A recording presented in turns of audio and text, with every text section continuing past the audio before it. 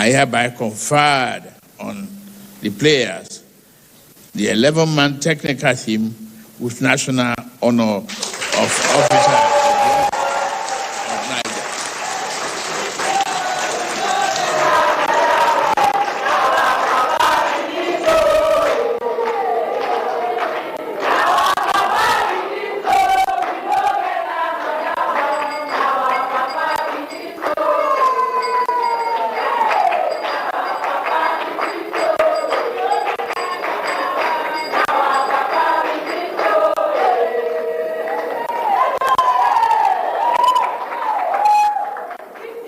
Additionally, I hereby direct the allocation of 3-bedroom apartments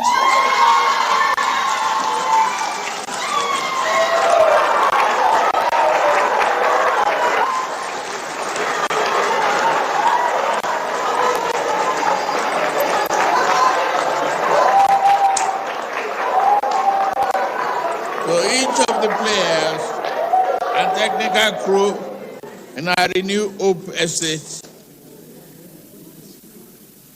In addition, there is a cash award of the Naira equivalent of 100,000 US dollars each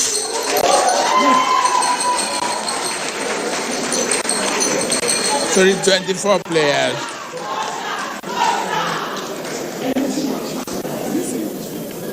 and the equivalent of 50,000 to the 11-man technical team.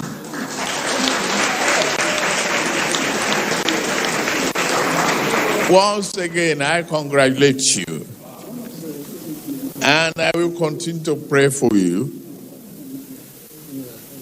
With this, Nigerian spirit is unyielding and will never die.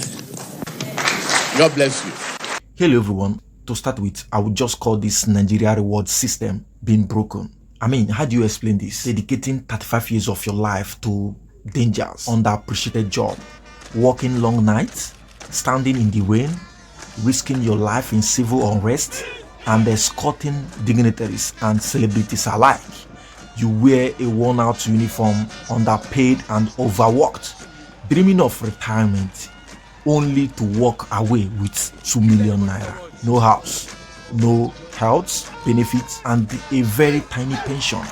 To start with, what have we been talking about? The 2 million naira, is it even payable? Do they even receive that? Now, picture another story of the same place. A young athlete, part of a talented team, trains hard for 1 year, plays for a single month, and walks away with $100,000, a fully furnished house, and a nationwide praise. This is not fiction. This is the shocking comparison between Nigeria's Super Falcons and Nigeria Police Force officers, and it is actually raising, serious concerns. Serious questions are being asked. People are asking questions about justice, equity, and the reward system in our dear country, Nigeria. This is really Olympic level of imbalanced treatment. Welcome to Ebe Perspective. You are to go channel for deep political analysis, human stories, and bold truths. I mean, our analysis is not something you can actually get from normal and everyday mainstream media. Today, we dissect a burning issue that many Nigerians are currently talking about, but of course, few dare to confront. Stay with us, because what you're about to hear might shake your belief in fairness. Of course, like the topic, the unfair reward system in Nigeria. Let's understand this analysis. The Super Falcons is actually Nigeria's national women's football team. It actually made the country proud after winning the WAFCON, that is Women's African Cup of Nations, and after training rigorously and playing for just about a month, the team was showered with praise, international attention, and tangible rewards, about 150 million naira.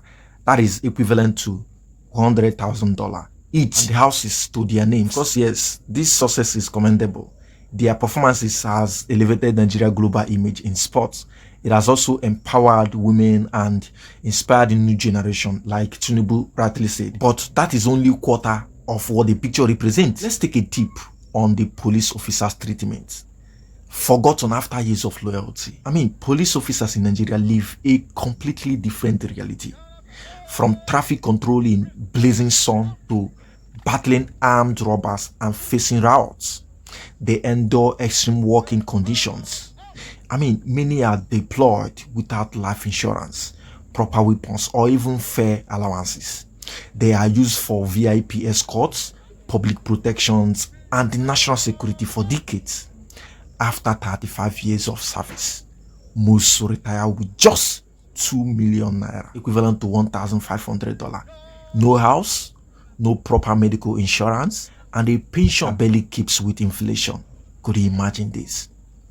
Compare that to the short-term glory of football match, and then you will see that the gap becomes painfully clear. Let's tell ourselves the truth. At the heart of this is a deeply flawed reward system. There's nothing you can tell me. In Nigeria, high visibility professions like entertainment and sports attract instant rewards, while essential services like law enforcement, education, and healthcare get crumbs. Let's be honest, why should someone who worked about 35 years for national peace retire poorer than someone who trained for 1 year and played for 1 month? This imbalance is a reflection of our societal misplaced priorities. This is indeed the pattern of reward in a broke system. But the question is, who will protect the protectors? This is not entirely about money. This is about justice, dignity, and recognition. This is about whether a country respects those who serve it quietly or only celebrate those who entertain it loudly. It's about a growing sentiment that Nigeria is a place where value is not measured by impact but by attention. Some people would leave a question if these people really want these gifts. Some may say yes. Reason, of course, players invested in long-term preparation and international representation. Women's football remain underfunded, and the extra rewards bring visibility and motivation, entailing the encouragement for future participation and performances. Then some also would say no, that they do not want it, being it that the players may have finished off the podium yet received more than the equal price of champions. A disproportionate reward given without direct correlation to performances.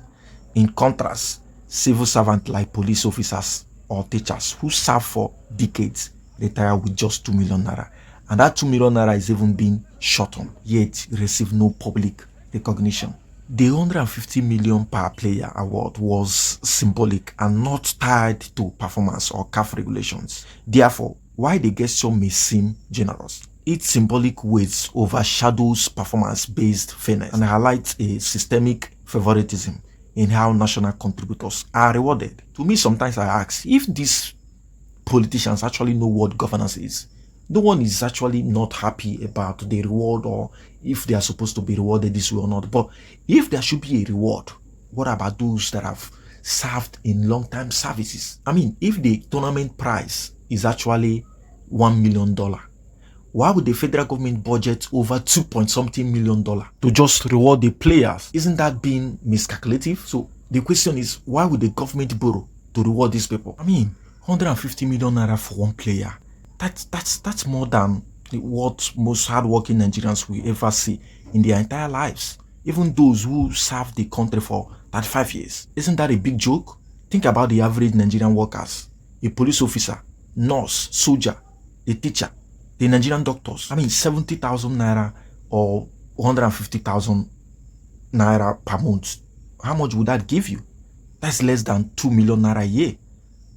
After 30 to 35 years of risking their lives, working day and night, most retire with 1.5 million naira. We love our athletes, they bring us pride, but what about the doctors who save lives daily? They now leave this country every day because they are underpaid. Or soldiers in the Sambesta forest, who cares for them? Or are you going to talk about mothers that are teaching in broken classrooms? And this brings to the conclusion that these politicians do not know what it means to keep or to give out funds to where they are due for. Many retired officers can't afford medications. Teachers die in poverty. Youths have no jobs. The government has money for symbolic gifts. Let me just conclude with this. This is not just a story about police officers, the doctors, or football players. It is a mirror, a reflection of a nation that must decide who it values, what it prioritizes, and how it treats its heroes. Today, it's the police. Tomorrow, it could be the teachers, doctors, civil servants, people who build the fabric of the nation, yet walk into retirement with nothing but fatigue and frustration. Nigeria must change, and it begins with us raising our voices. So what do you think, my audience? Is Nigeria reward system broken? Are we celebrating entertainment more than essential service? Drop your thoughts in the comment section. Share this video if you believe this conversation needs to be heard everywhere. Don't forget to like, share, and subscribe. Until next time, stay informed, stay bold.